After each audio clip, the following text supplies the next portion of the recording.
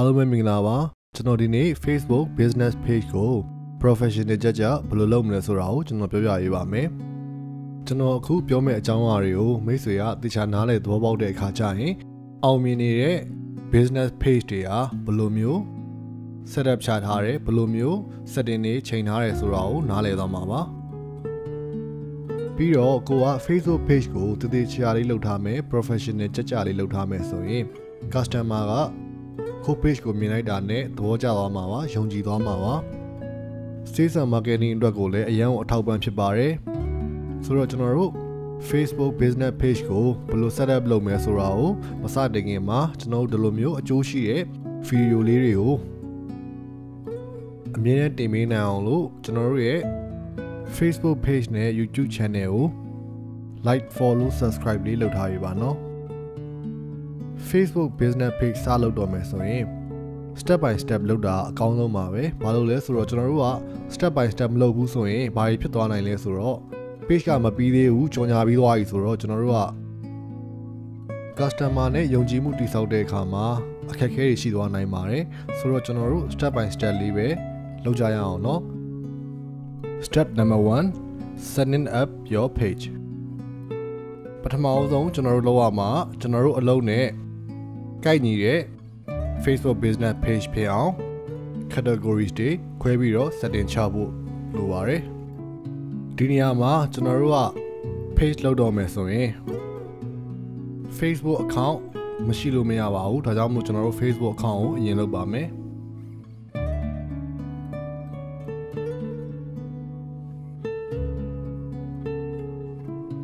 ကိုမှာ Facebook account ရှိသွားပြီဆိုရင်တော့ကျွန်တော်တို့ညာဘက်ချမ်းမှာရှိတဲ့ create ဆိုတဲ့ function ကနေတစ်ဆင့် page ဆိုတဲ့ function ကိုကျွန်တော်တို့ထပ်သွားပါမယ်ဒီနေရာမှာရောက်ပြီဆိုရင်တော့ Facebook ကမိတ်ဆွေလုပ်ချင်တဲ့ page ရဲ့အမျိုးအစားကိုမေးပါပြီမိတ်ဆွေက product ဒါမှမဟုတ် service လုပ်မှာဆိုရင်ကျွန်တော်တို့ဘယ်ဘက်အချမ်းက business ဒါမှမဟုတ် brand ဆိုတဲ့ section ကိုရွေးဖို့လိုပါတယ်ညာဘက်ချမ်းမှာကြတော့မိတ်ဆွေကအသင်းဖွဲ့နေလုပ်တဲ့ဟာမျိုးတွေဆိုရင်ကျွန်တော်တို့ညာဘက်ချမ်း community or public figure ကိုရွေးပေးဖို့လိုပါတယ်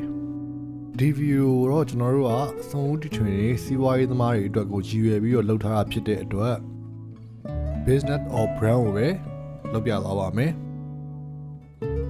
ကျွန်တော်တို့ guested button ကိုရွေးပြီးသွားရင်ကျွန်တော်တို့page ကနာမည်နဲ့ပြီးတော့ page က အမျိုးအစားနဲ့ကို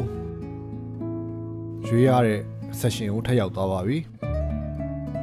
ဒီမှာတော့ကျွန်တော်ကဥပမာအနေနဲ့ဆိုတော့ beauty salon အကြောင်းကိုကျွန်တော်ကလုပ်ပြထားတာပါဒါကြောင့်မလို့ကျွန်တော်တို့ beauty salon ရဲ့နာမည်ကိုရေးပါမယ် Planet Hair Dressing ဒါကျွန်တော်တို့ဒီ beauty salon ရဲ့နာမည်ပါပြီးတော့ categories ဒီအမျိုးအစားကိုကျွန်တော်ရွေးပါမယ်ဒါတွေကကျွန်တော်တို့အလှပရေးရာနဲ့ဆိုင်နေပြီးတော့ပို့ပြီးတော့တိတိကျကျသွားရရင်စပိန်နဲ့ဆိုင်တဲ့အတွက်ကျွန်တော်တို့က hair salon ကိုရွေးပါတယ်ပြီးရင်ကျွန်တော်တို့လိပ်စာတွေဖုန်းနံပါတ်တွေကိုအသေးစိတ်ထည့်ပါမယ်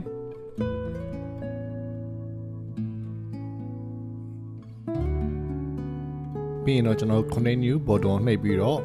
ဆက်သွားပါမယ်အခုဆိုရင် Facebook ကမိတ်ဆွေကိုမေးပါပြီ cover photo တွေ profile photo တွေထည့်ဖို့မေးပါပြီဒီလိုဆိုကျွန်တော်မထည့်သေးပါဘူးကျွန်တော်တို့ skip ကိုရွေးပြီးတော့ဆက်သွားပါမယ်အခုဆိုရင်ကျွန်တော်တို့ Facebook business page တစ်ခုကိုရသွားပါပြီဒါပေမဲ့ကျွန်တော်တို့မှာ logo တွေ cover photo တွေ post တွေလည်းမရှိဘူးအဲ့ဒီအတွက်ကိုကျွန်တော်တို့ကကျွန်တော်ရဲ့ page ကို customer ကိုချပြလို့မရသေးပါဘူးအဲ့ဒီအတွက်ကျွန်တော်တို့ကဒီ page ကို unpublic လုပ်ပြီးတော့ကျွန်တော်တို့ပဲမြင်နိုင်အောင်လုပ်ထားဖို့လိုပါတယ်ဆိုတော့ setting ကိုသွားပါမယ်ပြီးရင်ကျွန်တော်တို့ January ကpage visibility တွေကကျွန်တော်တို့ page unpublic ကိုရွေးပြီးတော့ save လုပ်ပါမယ်ဒီအခါမှာ Facebook ကမိတ်ဆွေကိုရွေးခိုင်းပါတယ်ဘာလို့ page ကို unpublic လုပ်တာလဲဆိုတာကိုရွေးခိုင်းတဲ့အခါမှာကျွန်တော်တို့က page ကမပြီးသေးတဲ့အတွက် unpublic လုပ်တာပါဆိုပြီးတော့ရွေးပေးလိုက်ပါတယ်ကျွန်တော် next ကိုနှိပ်ပြီးတော့ဆက်သွားပါမယ်ပြီးရင်ကျွန်တော်တို့ unpublish ကိုထပ်ပြီးတော့ရွေးပါမယ်ဒါဆိုတော့ကျွန်တော်တို့ page ကဘူးမှမမြင်ရတော့ပါဘူးကျွန်တော်တို့owner တွေပဲပိုင်ရှင်တွေပဲမြင်ရတော့မှာပါဆိုတော့ကျွန်တော်တို့ page ကိုကျွန်တော်တို့ကစိတ်တိုင်းကြပြင်ဖို့အတွက်ကိုဘယ်ဘက်ချမ်းမှာရှိတဲ့ page ဆိုတဲ့ function ကနေတဆင့်သွားပါမယ် Step number 2 branding your page ကျွန်တော်တို့ page ကိုကျွန်တော်တို့ brand နဲ့ဆိုင်တဲ့ပတ်သက်တဲ့အားတွေအတွက်ပြင်ပါမယ်ပထမဆုံးကျွန်တော်တို့ logo စလုပ်ပါမယ် logo ကအရေးကြီးပါတယ်ဘာလို့လဲဆိုတော့ logo ကကျွန်တော်တို့ဒီ Facebook မှာမိတ်ဆွေနဲ့ပတ်သက်ပြီးတော့ပထမဆုံးမြင်ရမယ်ဒီ brand နဲ့ပတ်သက်ပြီးတော့ပထမဆုံးမြင်ရမယ်အရာဖြစ်ပါတယ် comment တွေပဲပေးပေး post တွေပဲတင်နေsharing တွေပဲလုပ်ဒီ logo ပဲပထမဆုံးမြင်ရမှာပါဆိုတော့ကျွန်တော်တို့က logo ကိုတခြားလေးလုပ်ဖို့လိုပါတယ်ဒီ video မှာတော့မိတ်ဆွေငွေကြေးအကုန်ကြခံရမလို့ပဲနဲ့အကောင်းဆုံးဖြစ်အောင်လို့ကျွန်တော်က Canva ဆိုတဲ့ website ကနေတစ်ဆင့် logo လုပ်နည်းလေးကိုပြောပြထားပါတယ်ကဲလို့မိတ်ဆွေက custom logo လိုချင်တယ်ဘယ်သူနဲ့မှမတူတဲ့ logo လိုချင်တယ်ဆိုရင်တော့ကျွမ်းကျင်တဲ့လူတွေကို logo လုပ်ခိုင်းဖို့လိုပါလိမ့်မယ်ကျွန်တော်တို့ website မှာ Antrathina မှာလည်း logo အပ်လို့ရပါတယ်ပြီးတော့ Facebook နဲ့ပတ်သက်တဲ့တခြား service တွေရှိပါသေးတယ် digital marketing လိုဟာမျိုးတွေ Facebook boost တဲ့ service လိုဟာမျိုးတွေဒါတွေရှိပါတယ်ဟုတ်ပါပြီဒါဆိုရင်ကျွန်တော်တို့ logo တွေ cover photo တွေလုပ်ဖို့အတွက်ကို Canva website ကိုသွားပါမယ်ဒီမှာကျွန်တော်လုပ်ပုံလုပ်နည်းကိုကျွန်တော်ပြထားပေးပါတယ်အဲ့ဒါလေးကိုကြည့်ပြီးတော့မိတ်ဆွေကိုယ်တိုင်လွယ်ကူနဲ့လုပ်လို့ရပါတယ်ဒီနေရာမှာတစ်ခုသတိထားမှာမိတ်ဆွေက cover photo ထည့်တဲ့အခါကျရင် description နဲ့ information တွေထည့်ဖို့တော့ကိုမမေ့ပါနဲ့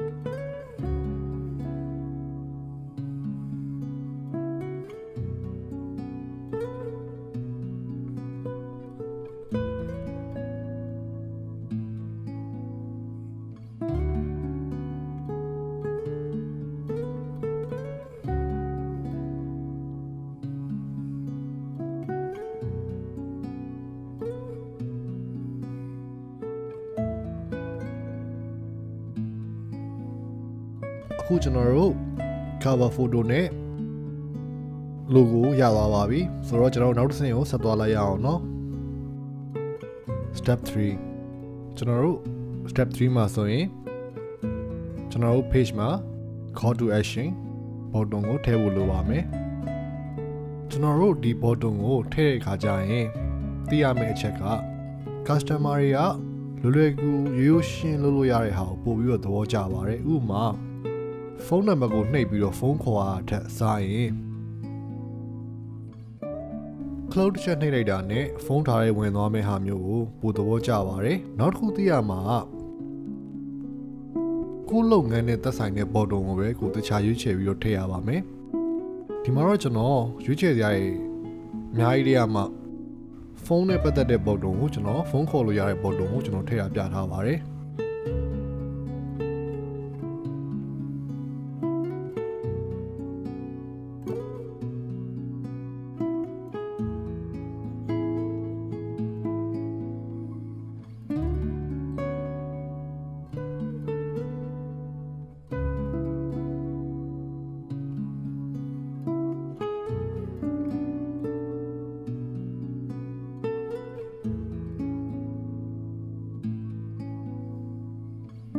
ဟုတ်ပါပြီအခုဆိုရင်ကျွန်တော်တို့မှာ call to action button ရှိသွားပါပြီ step 4 complete your business details ဆိုတော့ကျွန်တော်တို့ဒီမှာဒီ section မှာလောက်ရမယ့်ဟာကျွန်တော်တို့ business နဲ့ပတ်သက်တဲ့အသေးစိတ်အချက်အလက်တွေကိုထည့်ရမှာဖြစ်ပါတယ်ဒီလိုထည့်ရင်ဘာတဲ့အကျိုးရှိမလဲဆိုတော့ကျွန်တော်တို့ digital marketing မှာ SEO search engine optimization ဆိုတာရှိပါတယ်ကျွန်တော်တို့ Google မှာရှာသမျှကအခုလိုမျိုးလာပေါ်နေရဆိုတာက SEO ကြောင့်ပါဆိုတော့ကျွန်တော်တို့ရဲ့ page ကို customer Google ကနေရှာတဲ့ခါကျရင်တွေ့အောင်လို့ကျွန်တော် SEO လုပ်ဖို့လိုပါတယ်ကောင်းတာတစ်ခုကကျွန်တော်တို့ Facebook မှာ SEO လုပ်တယ်ဆိုရင်အရင်လွယ်ပါတယ်ကျွန်တော်တို့ business နဲ့ပတ်သက်တဲ့ detail တွေထည့်လိုက်အောင်ပါပဲပြီးတော့ customer တွေကလည်းကျွန်တော်တို့ဘာလုပ်နေရဆိုတော့အလွယ်တကူသိနိုင်တဲ့အတွက် customer တွေနဲ့relationship တိစောက်တဲ့နေရာမှာ connection တိစောက်တဲ့နေရာမှာအရင်ကိုအထောက်ပံ့ဖြစ်ပါတယ်တခုသတိထားမှာကျွန်တော်တို့ဒီ information တွေကို detail ထည့်တဲ့အခါကျရင် customer တွေသုံးလေသုံးထားရှိတဲ့စကားလုံးမျိုးတွေနဲ့ပဲထည့်ပြပါဘာလို့လဲဆိုတော့ search engine မှာရှာတဲ့အခါကျရင် customer တွေကသူတို့ရှာနေကြပုံစံနဲ့ကိုကမတူဘူးဆိုရင်ကိုကလာပေါ်မှာမဟုတ်ပါဘူးဒါကြောင့်မလို့ဒါလေးတစ်ခုတော့သတိထားဖို့လိုပါတယ်ကျွန်တော် digital marketing မှာဆိုရင် keyword လို့ခေါ်ပါတယ် business information နဲ့ပတ်သက်ပြီးတော့ detail ထည့်ဖို့အတွက်ကိုကျွန်တော်တို့ဒီမှာ about section ကနေတစ်ဆင့်ထည့်ရပါမယ်ကျွန်တော်သိချပြထားပြီးပါတယ်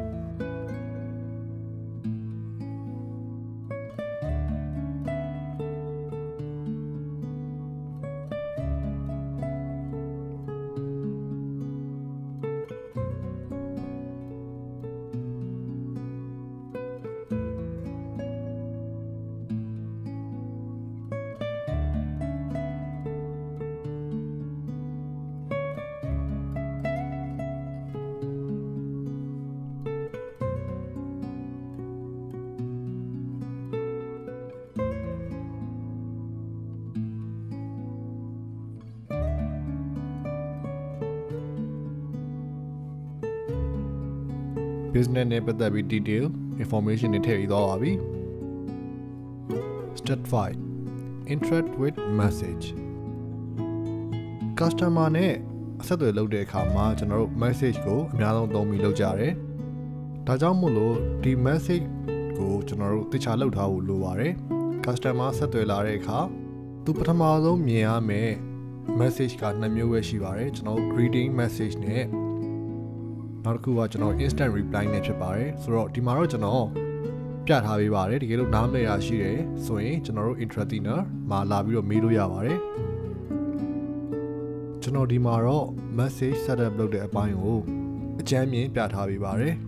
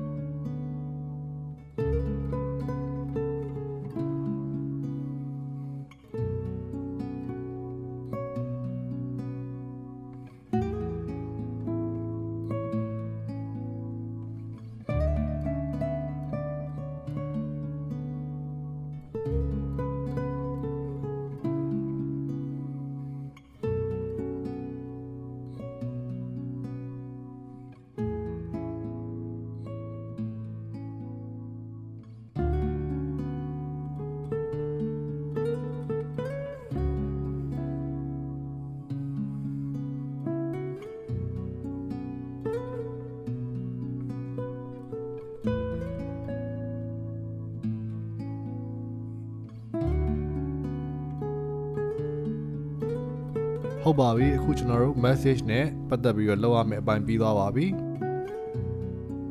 Step number 6 Configure your page menu Facebook business page တစ်ခုမှာ menu တွေရှိပါတယ်တချို့ menu တွေကကျွန်တော်အလုပ်နဲ့မသက်ဆိုင်တဲ့ menu တွေရှိပါတယ်တချို့ဟာတွေကကျွန်တော်အလုပ်အတွက်ကိုအရန်ကိုအသုံးဝင်တဲ့ menu တွေရှိပါတယ်ဆိုတော့ကျွန်တော်တို့တွေကလိုအပ်တာတွေကိုပဲထားပြီးတော့မလိုတာတွေကိုကျွန်တော်တို့ဖျောက်ထားပါမယ်ဒီမှာတော့ကျွန်တော်က hair salon နဲ့ပတ်သက်ပြီးတော့လုပ်ပြထားပါတယ်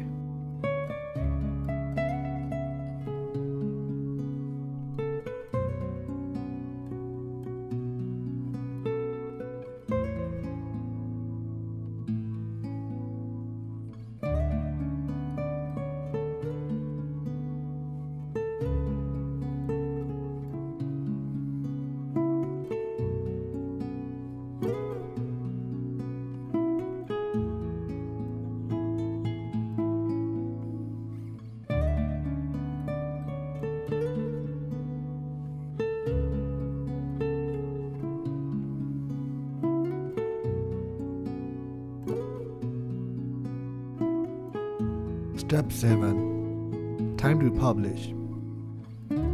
ဟုတ်ပါပြီကျွန်တော်တို့မှာ page မှာရှိထိုက်တဲ့အင်္ဂါရက်တွေအားလုံးပြည့်စုံသွားပါပြီဆိုတော့ကျွန်တော်တို့ page ကို audience ကို customer ကိုစပြီးတော့ချပြလို့ရပါပြီဆိုတော့ကျွန်တော်တို့ page ကို public လုပ်ပါမယ်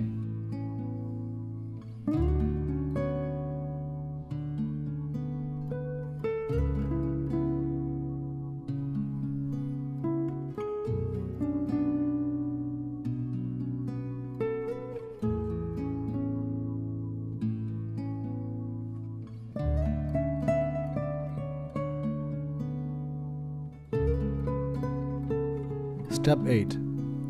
Invite your friends and create a vanity URL နောက်ဆုံးအဆင့်မှာကျွန်တော်တို့ Facebook ကအားလုံးပြည့်စုံသွားပြီဖြစ်တဲ့အတွက်ကျွန်တော်တို့ရဲ့ Facebook မှာရှိတဲ့တကယ်ချင်းတွေကို invite လုပ်လို့ရပါပြီပြီးတော့နောက်တစ်ခုကျန်တာကကြတော့ Facebook ကပေးထားတဲ့ URL ကအရန်ရှည်တဲ့အတွက်ကျွန်တော်တို့က URL အတူလေးမှတ်လွယ်အောင်ကို branding နဲ့လည်းကို business name နဲ့လည်းကိုက်ညီတဲ့ URL ကိုကျွန်တော်တို့ပြောင်းပါမယ်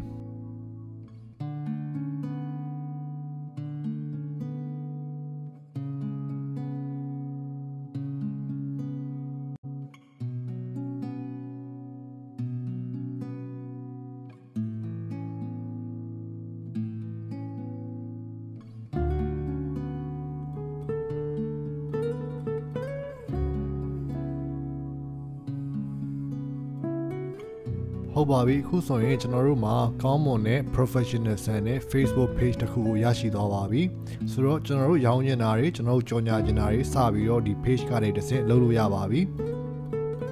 ကျွန်တော်အခုပြောပြခဲ့တဲ့အကြောင်းအရာတွေကမိတ်ဆွေအတွက်အကျိုးရှိမယ်ထင်ပါတယ်နောက်ပိုင်းမှာလည်းဒီလို video လေးတွေဆက်ပြီးတော့ပြောပြလို့ရအောင်တင်ပေးလို့ရအောင်ကျွန်တော်တို့ရဲ့ Entretina Facebook page ရဲ့ YouTube channel ကို like subscribe လုပ်ထားပေးဖို့အတွက်တောင်းဆိုချင်ပါတယ်အားလုံးစိတ်လုံးချမ်းမြေ့ကြပါစေခင်ဗျာ